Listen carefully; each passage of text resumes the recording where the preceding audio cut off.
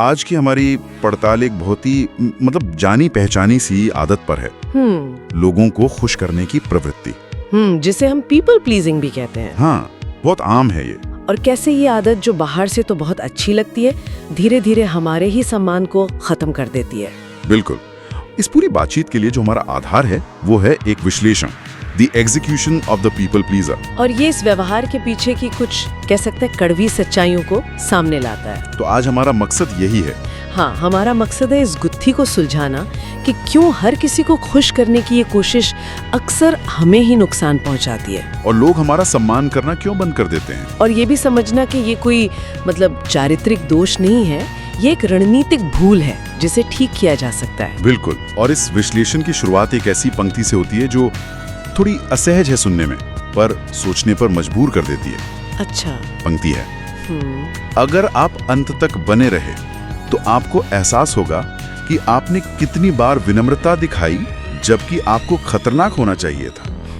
कितनी बार आप बोले जबकि चुप्पी आपको कहीं ज्यादा शक्तिशाली बना सकती थी। अरे वाह, ये तो सीधे मुद्दे की बात है ना? हाँ, ये विश्लेषण किसी को धीरे धीरे बदलने की बात नहीं करता। नहीं। इसका मकसद इस लोगों को खुश करने वाले हिस्से को ठीक करना नहीं है, बल्कि उसे पूरी तरह से खत्म करना है, क्योंकि ये मानता है कि ये आदत फायदेमंद कम और नुकसानदेह ज्यादा है। तो चलिए इसी विचार से शुरू करते हैं। उस पहले और सबसे बड़े झूठ को खोलते हैं जो हम सब ने बचपन से सुना है। हाँ, बिल्कुल। हमें यही सिखाया जाता है कि सहमत होना एक बहुत अच्छा गुण है, हर बात पर हाँ कहना पुण्य का काम है, और दूसरों के लिए अपनी असुविधा सह लेना वो तो बड़प्पन और परिपक्वता की निशानी है। हाँ, बिल्कुल। और यहीं पर ये विश्लेषण मैकियावेली के नजरिए को सामने लाता है। यथार्थवादी सोच के लिए जाने जाते हैं। हाँ, बहुत यथार्थवादी और कभी कभी क्रूर भी। उनके हिसाब से ये सारी बातें बचकानी हैं। इतिहास हमेशा सहमत होने वालों को इनाम नहीं देता। तो फिर किसे देता है? वो उन लोगों को पुरस्कृत करता है जो जागरूक और सचेत होते हैं, जिसे हम अक्सर दयालुता या अच्छापन कहते हैं ना। हाँ। वो असल में नैतिकता का चोला पहने हुए डर होता है। वाह, नैतिकता का चोला पहने हुए डर, तो मतलब बहुत चुभने वाली बात है ना? इसका मतलब ये हुआ कि जो हम कर रहे हैं वो असल में दयालुता है ही नहीं, वो सिर्फ टकराव से बचने का एक तरीका है। बिल्कुल। खुद को सिकोड़कर, छोटा बनाकर बस किसी तरह माहौल शांत रखने की कोशिश। ये दयालुता नहीं, ये अदृश्य होने की रणनीति है। और दुनिया इस सिकुड़न को, इस डर को तुरंत भांप लेती है। जो व्यक्ति सबको खुश करने में लगा है उसे लगता है कि वो शांति चुन रहा है, पर असल में वो अधीनता चुन रहा होता है। यहाँ एक बहुत जरूरी फर्क समझाया गया है। क्या? बिना शक्ति के सद्भाव नहीं होता, वो आज्ञाकारिता होती है। मतलब अगर आपके पास ना कहने की ताकत ही नहीं है तो आपका हाँ कहना महज एक मजबूरी है, कोई चुनाव नहीं। और शायद यही वो पॉइंट है जहाँ से सम्मान का ग्राफ नीचे गिरना शुरू हो जाता है। मुझे लगता है लोग उस इंसान की इज्जत कर ही नहीं पाते जो हर हाल में झुकने को तैयार हो।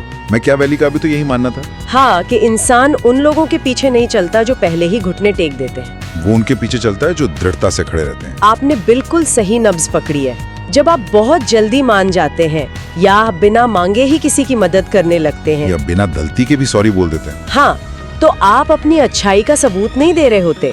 आप अनजाने में ये सिग्नल दे रहे होते हैं कि आप पर आसानी से दबाव बनाया जा सकता है, आपकी सीमाएं लचीली हैं। तो फिर लोग मतलब इस तरह की दयालुता पर रिएक्ट कैसे करते हैं? क्योंकि शुरुआत में तो सब अच्छा लगता होगा। हाँ, शुरुआत बिल्कुल वैसी होती है। पहले लोग मुस्कुराते हैं, आपकी मदद स्वीकार करते हैं, और जो आप दे रहे हैं वो खुशी खुशी ले लेते हैं। और फिर धीरे धीरे एक मनोवैज्ञानिक बदलाव आता है, बहुत ही सूक्ष्म। जैसे कि पहले आपके समय को कम जरूरी माना जाने लगता है, फिर आपकी राय का वजन कम हो जाता है, और अंत में आपकी उपलब्धता को आपका फर्ज मान लिया जाता है, जैसे कि ये उनका अधिकार हो।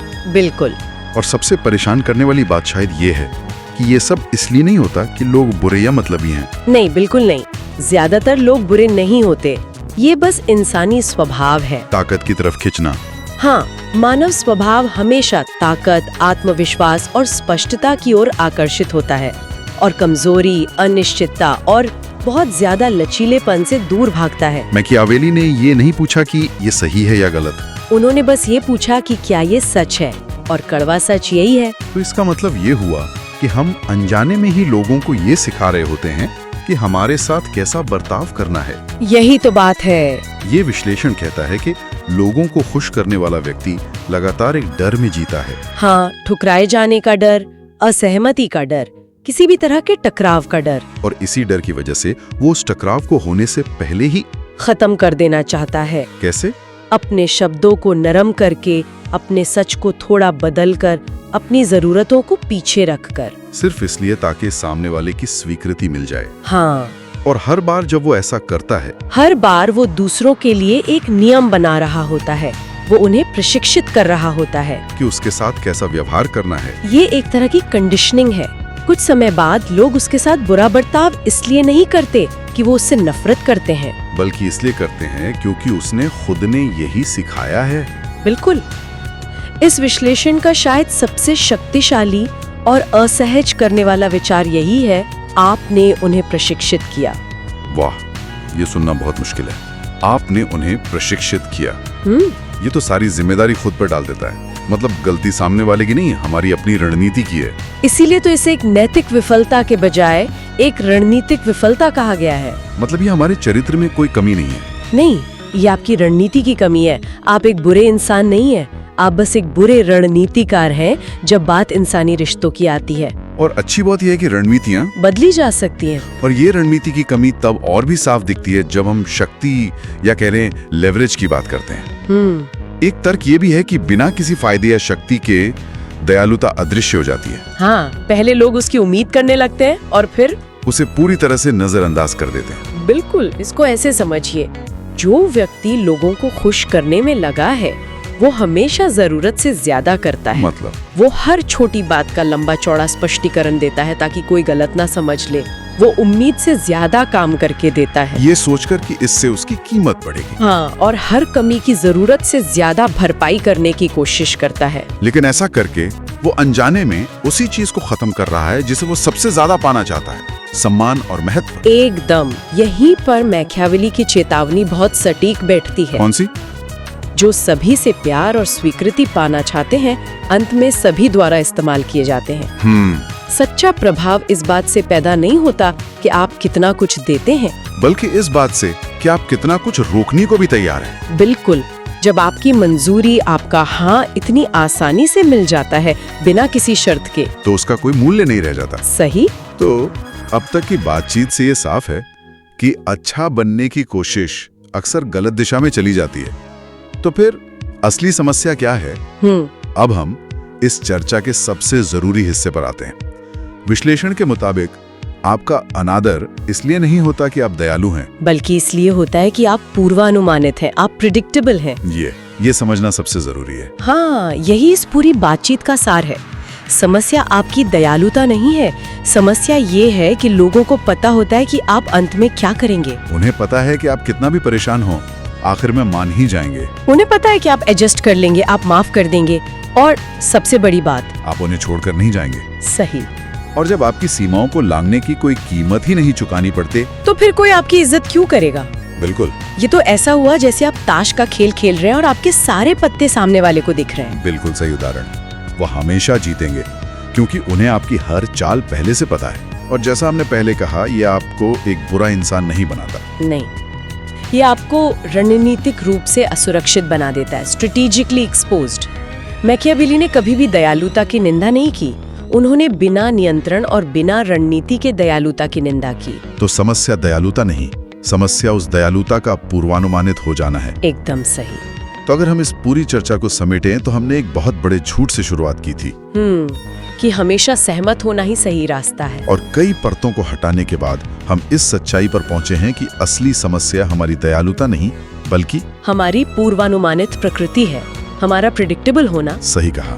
और मुख्य सीख यही निकलती है कि सम्मान कमाने के लिए दयालुता को ताकत, आत्मसम्मान और स्पष्ट सीमाओं के साथ संतुलित करना बेहद जरूरी है। आपकी दयालुता एक तोहफा होनी चाहिए, न कि एक मजबूरी।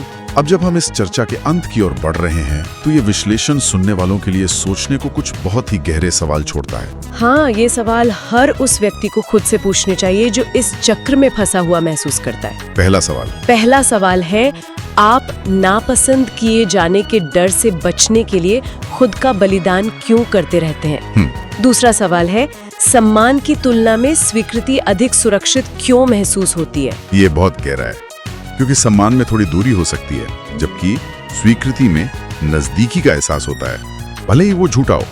और आखिरी और शायद सबसे जरूरी सवाल, और नहीं कहना इस्तेमाल किए जाने से ज्यादा खतरनाक क्यों लगता है? ये सवाल इस पूरी समस्या की जड़ है। हाँ, कि हम इस्तेमाल होना मंजूर कर लेते हैं, लेकिन नहीं कहने के बाद के संभावित टकराव से डरते हैं। इन सवालों के जवाब शायद आसान ना हो, और यहीं पर ये विश्लेषण हमें एक संकेत देता है कि कहानी अभी खत्म नहीं हुई है। वो कहता है कि असली समस्या दयालुता नहीं बल्कि बलिदान है, और ये हमें इस चर्चा के दूसरे भाग की ओर ले जाता है। बिल्कुल। दूसरे भाग में उस सबसे खतरनाक झूठ को उजागर करने की बात कही गई है जो आज्ञाकारी लोगों को बेचा गया है। और वो क्या है? ये कि ज्यादा देने से वफादारी हासिल होती है, जबकि असलियत अक्सर इसके ठीक उलट होती है। तो आज के इस चर्चा को हम विश्लेषण के अंतिम पंक्तियों के साथ समाप्त करते हैं, जो एक उम्मीद भी देती हैं और एक रास्ता भी दिखाती हैं। आपके अंदर का लोगों को खुश करने वाला व्यक्ति बुरा नहीं था, उसे प्रशिक्षित किया गया था, और प्रशिक्षण को बदला जा सकता है, लेकिन केवल तभी जब आप असहज होने को तैयार हों।